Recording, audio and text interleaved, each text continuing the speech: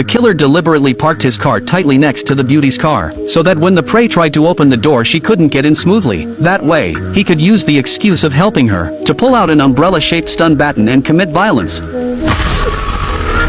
Once the target was completely unconscious, the man tied up her hands and feet tightly, planning to find a deserted place to slowly enjoy her. When Daisy woke up she realized she was already lying inside the man's car. Daisy tried to call the police with her watch, but unfortunately there was no signal at all in this mountain area. There is no red dot.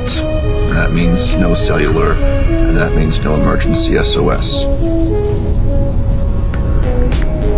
Daisy did not know why the man kidnapped her. At this moment she had only one thought, and that was to quickly think of a way to escape. Luckily she had slipped a knife into her pocket before leaving home. She carefully pulled out the knife, then seized the right moment, and forcefully cut open the zip ties. Then she suddenly stood up and lunged forward.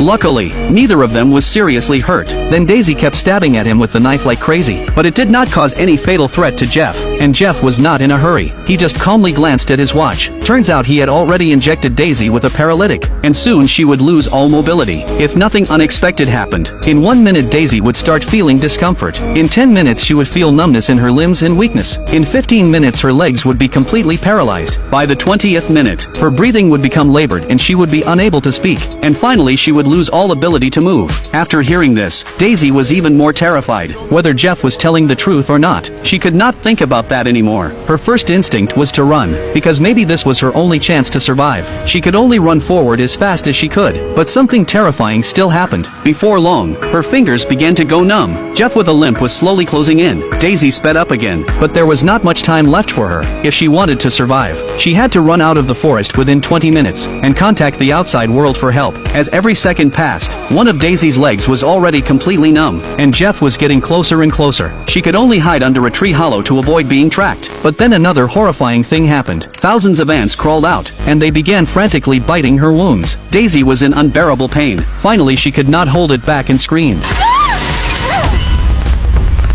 Daisy did not give up. Instead she dragged her heavy body, and slowly rolled into the river. Jeff could only watch helplessly as his prey disappeared. Daisy kept drifting downstream. She held her breath and floated on the surface. After an unknown amount of time, she was lucky enough to be washed ashore. But unfortunately, she had less than 2 minutes left. Her breathing was already extremely difficult. When the 20-minute countdown ended, Daisy completely lost all movement. Fortunately Jeff did not catch up. Instead an old man with a white beard appeared. Seeing this the old man quickly stepped forward to check on her. But after a long time there was no response. When the old man turned Daisy over, he discovered something strange.